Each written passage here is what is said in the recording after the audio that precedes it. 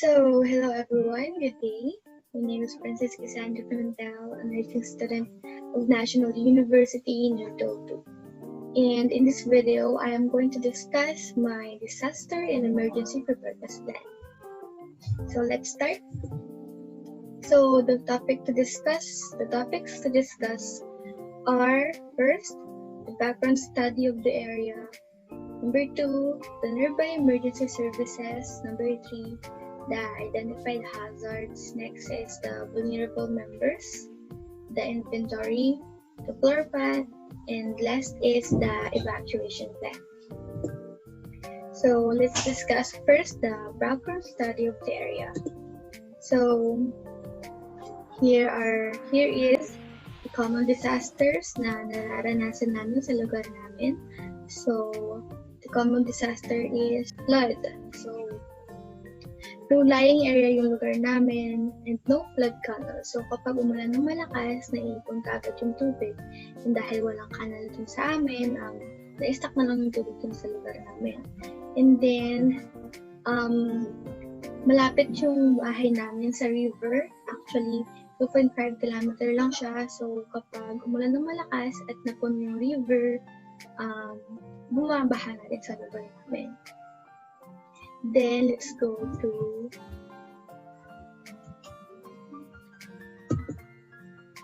the uncommon disaster. So minsan lang naman kami makaranas ng earthquake, like mga once every 2 months, ganun. So pero pwede pa rin siyang kina-consider ko pa rin siya as disaster kasi malapit lang yung lugar namin sa fault line, which is the Aglubang River Fault. Then, let's discuss the number 2, nearby emergency services. So, first is the hospital. So, yung pinakamalapit sa amin is the San Sebastian District Hospital. 2 minutes lang siya. Actually, nasa harapan siya ng bahay namin. And it is 55 meters away. So kapag magkaroon ng emergency, hindi na kami masyadong nag-aabala or kinakabahan kasi sobrang lapit ang hospital sa amin. And then number 2, so in case naman na, syempre dapat meron tayong second option. Ito yung St. Martin's Mission Hospital. So it is 3.2 kilometers away, so medyo malayo-layo. Pero dahil walang traffic sa amin, 8 minutes kaya nang marating ang St. Martin's Mission Hospital gamit ang motor.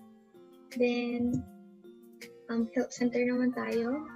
Medyo malapit lang din sa amin ng Sablayan Rural Health Unit. So, dito makikita nyo ito sa amin. Tapos dito yung center. So, 3 minutes lang siya and 900 meters away. So, madali lang din siya mapuntahan. And then, sa evacuation center naman tayo. So, yung pinakamalapit sa amin is yung Luxuran Basketball Court, which is pag sinabi mo siya gamit yung motor or car, pwede na rin. 5 minutes siya and it is 2.4 kilometers away. Itong Luxuran Basketball Court, medyo maliit lang siya pero kaya niya mag-occupy ng at least or at most 200 persons. Then, another option sa ating evacuation center is the Sablayan Astrodome. It is 3 minutes kapag mag-travel ka papunta dyan and it is 750 meters away. So, hindi na siya ganun ka-hassle. And ang Sablayan Astrodome, next sa mga pinakamalaki sa buong Sablayan na evacuation center, and it can occupy at least 2,000 persons. Then lastly, sa ating evacuation center is the Sablayan Sports Complex. Ito yung pinakamalaki sa lahat. So it is 5 minutes lang kapag ita-travel mo. So as you can see here, medyo tapos yan, here. So, medyo malayo, pero dahil walang traffic sa amin, so hindi siya ganun ka-hassle. It is 1.2 kilometers away, and kaya nga sinabi ko, ito yung pinakamalaki dahil it can occupy at least or at most 2,500 persons. Kasi sobrang laki talaga niya. And ang kagandahan dito sa Sagayan Sports Complex is marami building and marami rin siyang mga covered courts. So, mas marami yung pwede niyang i-occupy. Then, let's go to identified hazards. So, first, let's talk about the hazards in the house. So, yung unang hazard is the easy accessible kitchen stove kasi sobrang accessible niya lang talaga. Like, pag pumunta ka sa kitchen namin is ando na rin siya kaagad, bubungad na rin siya kaagad sa loob. And the risk level is high kasi maraming bata sa amin. So, actions to minimize the risk is keep out of children's reach, of course. Siyempre, para maiwasan na rin yung burns, ganun. And then, number 2, avoid letting children play around the kitchen. Then, number 3, make sure there is always a first aid kit near the kitchen. Siyempre, kapag nagkaroon ng burns or like cuts, kapag nagluluto ka or gumagamit ka ng tools sa kitchen, maaagapan siya kaagad kung may malapit na first aid kit. Then, untextured bathroom floor. So, high din siya. Ang risk level niya is high kasi syempre kapag nadulas tayo, mag-fall tayo. So, hindi naman sa hinahangad pero maraming cases ng fall and we can minimize the risk if we keep the bathroom floor dry.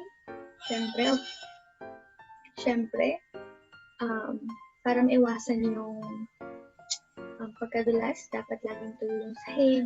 And then, always wear bathroom slippers like rubber kung maaari lang para hindi siya slippery. Then, power outlets near the water source.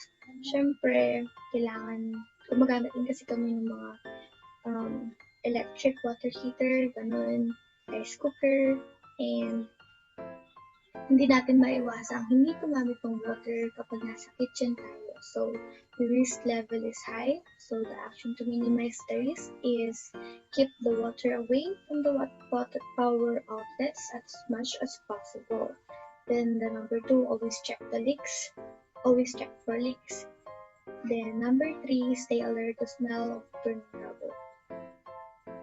And next is sharp objects near the kitchen. Dito, medyo na lang yung risk level niya. So, action to minimize the risk, keep out of children's reach. Number 2, avoid letting children play around when materials are in use. And number 3, store in a secure and safe place. Siyempre, hindi natin maiwasan na kapag pupunta tayo ng kitchen or kapag gagamitin natin ng kitchen, hindi natin maiwasan gumamit ng mga sharp objects tulad ng kutsilyo, ng mga blade or ng pinner, gano'n. So, dapat follow na lang natin itong mga actions na to minimize the risk. And then, next is the pesticides and herbicides. So, since nasa province kami, ang pangunahing hanap buhay ng father ko and ng brother ko is farming, so hindi natin maiwasan gumamit ng pesticides and herbicides sa pagsasaka. So, but this time, ang risk niya na lang ay medyo. And the action to minimize the risk is, syempre, keep out of children's reach pa rin and avoid letting children play around when materials are in use para hindi sila aware kung ano yun, like hindi sila magiging curious para kunin yun kung hindi nila yung nakikita. Then, last is store in a secure and safe place para mas paigay kung mas mataas or above sa height ng children na nasa bahay niyo para hindi na talaga mapakailangan.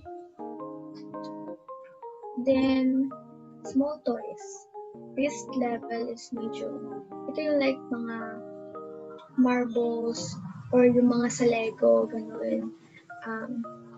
Kasi yung mga small toys, yun yung isa sa nagiging cause ng pag-choke ng isang bata. Like, nalulunod nila kapag nakakurious sila. Or sa Lego, di ba?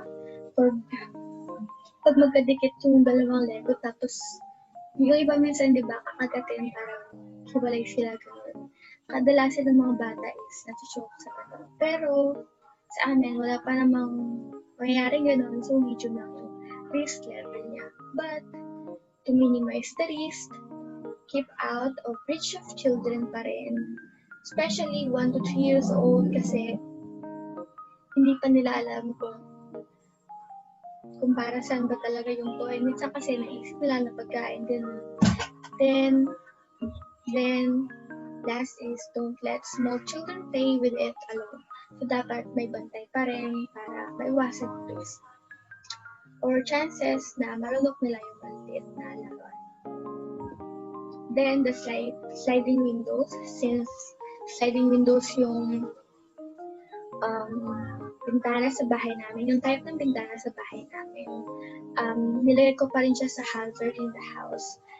Kaso ang risk level niya is medium na lang. So, the action to minimize the risk. Don't let the children play with the window things. Especially yung maliliit. Kasi minsan, pag naglalaro sila, baka masara nila ng biglaan yung windows, mabasag, malaglag, or maipit yung kamay nila.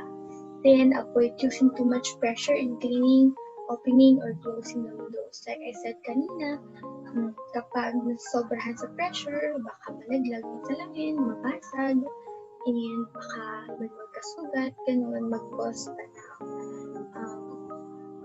accidents like that.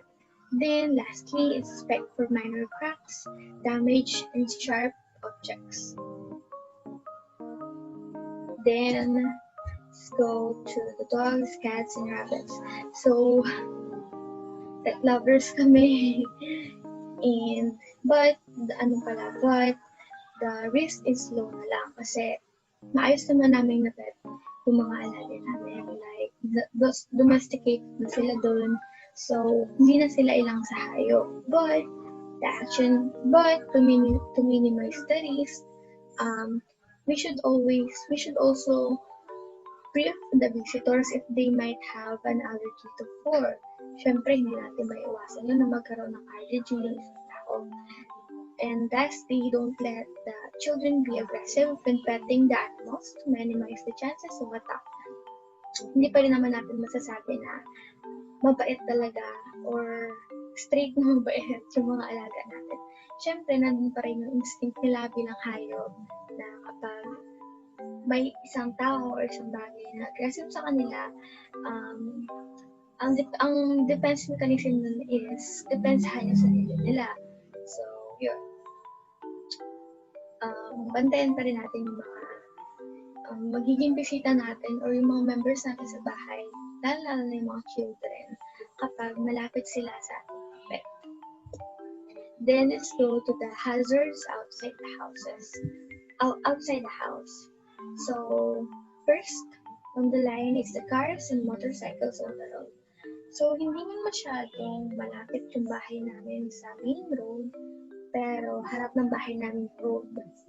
So, medium lang siya yung risk level kasi hindi naman ganun karami yung mga sasakyan na dumadaan sa amin. Hindi naman ganun karami yung sasakyan na dumadaan sa amin. So, the action to minimize the risk, brief the children about road safety. Siyempre, kailangan natin silang turuan. Dapat kapag may bago tumawid like that, kailangan tumawid sa kanan or sa kaliwa. Then, never let children play on the middle of the road, especially during rush hours. Siyempre, nasa harap ng bahay namin yung hospital, so hindi pa rin tayo makakasure na safe yung mga anak natin, or yung mga family members natin, yung mga kapatid natin maliliit na na maglaro. Especially kapag nasa kita ng kalsada, syempre sumubog naman maglilit ng, sino ba naman papayag na maglaro ng mga malilit na bata sa kita ng daan. Syempre, pero dapat, hindi tayo huwag tayo magpakasiguro. Syempre, mga bata pa rin yun, hindi natin maiwasan na hindi sila maging makulit kasi nature ng mga bata maging makulit. Then, lastly, keep an eye to children when they are playing outside. So, it is a must, lalo na kapag malilit pa yung bata kasi mahirap silang suwayin. So, dapat laging may nakabantay sa kanila. Then, hazard outside the house ulit is the livestock animals. So, yun nga, nasabi ko na kanina, yung father and brother ko, farming yung unahing hanap buhay nila. So, hindi namin maiwasan na minsan, iuwi yung mga baka at kalabaw sa bahay namin. And, of course, meron kaming hayupan. Naghahayupan kami. So, meron kaming ducks, chicken, turkey, goat, pig, and cattle. But, the risk level is low kasi lahat naman sila ay nasa kulungan. And, maliban na lang dun sa kalabaw at baka. Pero, nakasuga naman sila. Or like, may tali sila sa liig. Ganun. So, low pa rin yung risk level niya. So, the action to minimize the risk, brief the visitors if they might have an allergy to a certain animal. Yun nga yung nabanggit ko kanina. Then, lastly, don't let the child get close to the animals to minimize the chances of attack. Dito, hindi lang child yung ililet natin na mapalapit sa animals. Siyempre, yung instinct na nila, yung defense mechanism nila pag merong something or someone na aggressive sa kanila, against sa kanila, siyempre, magkakaroon ng chances na atakihin nila yung person na yan or yung object na yan. So, dapat maging safe pa rin tayo. So, ito na. Punta na tayo sa vulnerable matters. So, ito yung first vulnerable sa amin, a 50-year-old male. So, ang bird, female pala. A 50-year-old male. So, high blood siya. Meron siyang high blood pressure. So, ang safety measures is keep medication and first aid kit easily accessible, lalo na kapag ina-attack siya ng high blood. And then monitor blood pressure as much as possible. And that is a must. Then lastly, encourage regular check-up para magkaroon tayo ng assess sa kanyang progress tungkol sa kanyang health or something like para kung merong something nakakaiba sa kanyang health, malalaman natin siya agad.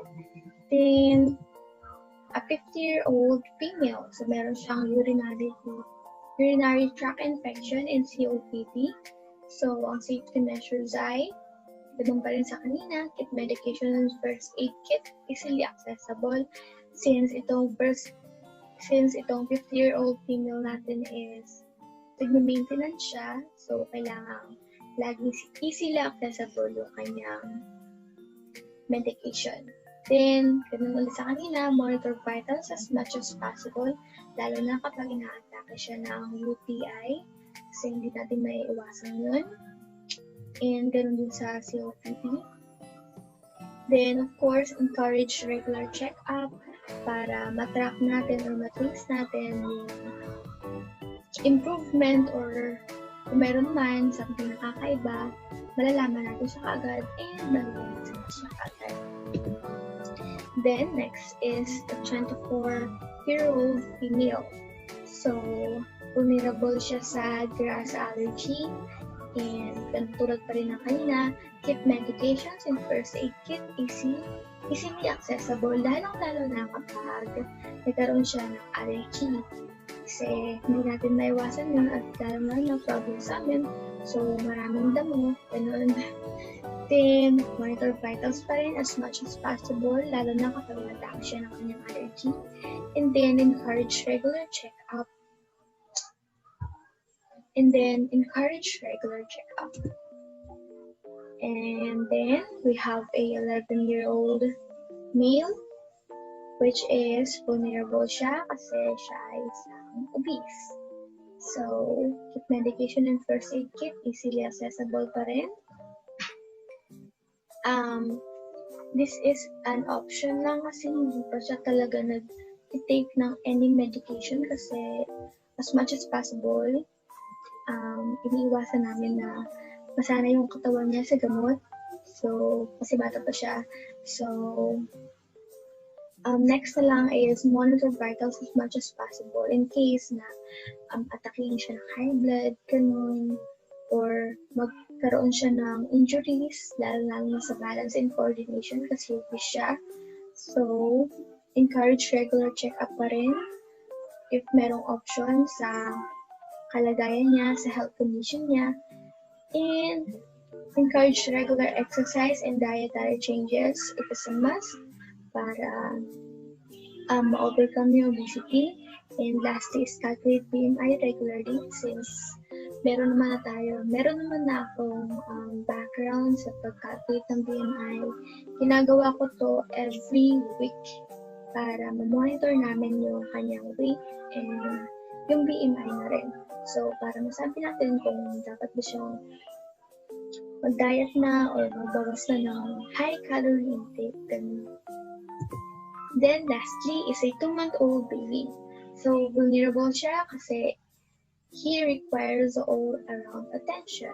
Of course, hindi naman natin pwedeng iwan lang ng baby na lalo-lalo na yung 2-month-old baby. So, attends the baby's needs. And lastly, sa safety measures natin, have a person specifically designated to look after the baby. Siyempre, kapag umiyak yung baby natin, hindi naman pwedeng kailangan i-attend lahat ng needs niya. Halimbawa, nakapoop, kailangan palitan natin ng diaper, or kapag nagugutom, siyempre, kailangan natin patitayin kagad. And yes, next, let's go to the inventory. So, the current logistics are the go bag and the emergency kit. So, sa emergency kit muna tayo.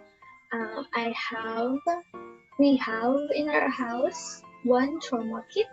So, meron kaming spine board doon in a C-collar since yung mama ko is lagi siya or annually nag-seminar siya about sa emergency preparedness, and isa rin siyang volunteer ng NDRRMO. So, required din sa kanila na magkaroon ng trauma kit since volunteer na siya sa mga emergency and such.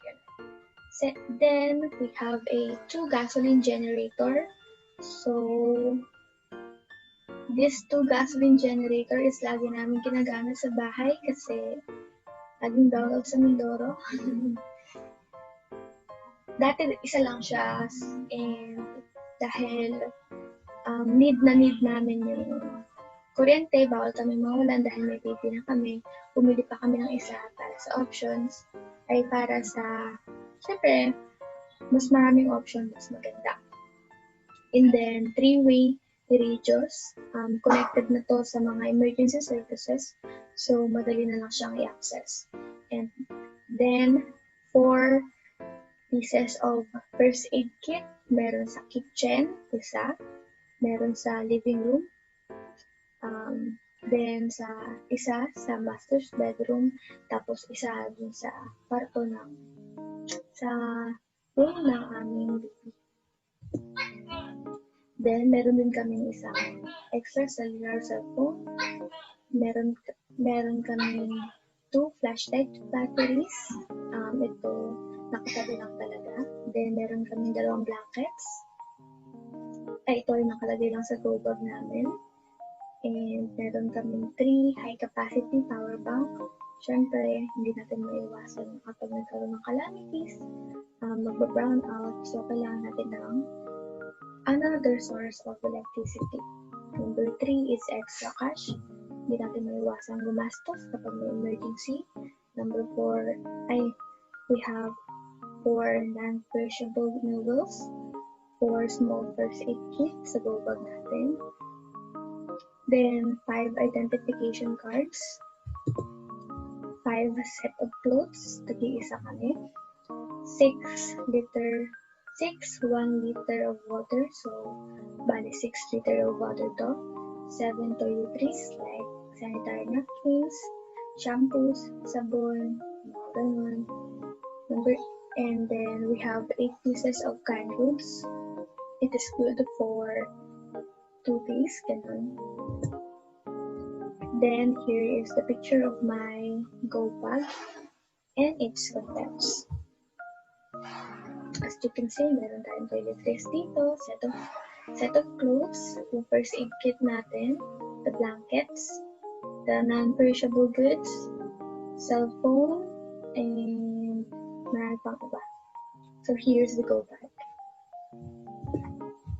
Then let's go to the floor plan.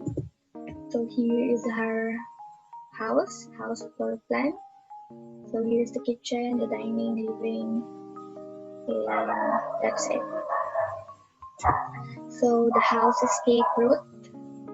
So lahat nitong light blue is the windows. Yan. And the double lined dark blue is the doors or the main exit. So here's the main exit doors. The dark blue, ito, and ito. And the secondary exit is the windows. Ito, box. So the main exit, nakikita naman natin dito. We have 3 main exit, the main door, the door in the living, and salanta. Then the secondary exit, since nakikita nyo marami kaming bintana. So marami tayong secondary na mapag-i-exitan in case of emergency. So here's the evacuation plan. So here's the evacuation map. So ito nga yung bahay namin. And here is the district hospital, the Bayan District Hospital, yung sa harap ng bahay namin. And ilang kilometers pa, nandito na tayo sa Sablayan Hospital. Yung second na pinakamalaki sa Sablayan. Near sa bahay namin. Then, conducting emergency drills. So, when to conduct? Syempre, at least once a month, especially when an impending disaster is forecasted.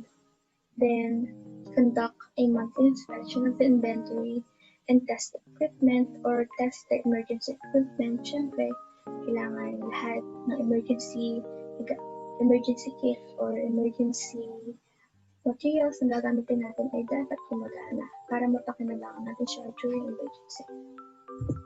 And that's all. So, I am Princess Cassandra Pimentel, and again, that is my discussion regarding my disasters and emergency preparedness plan. Thank you so much and have a great day.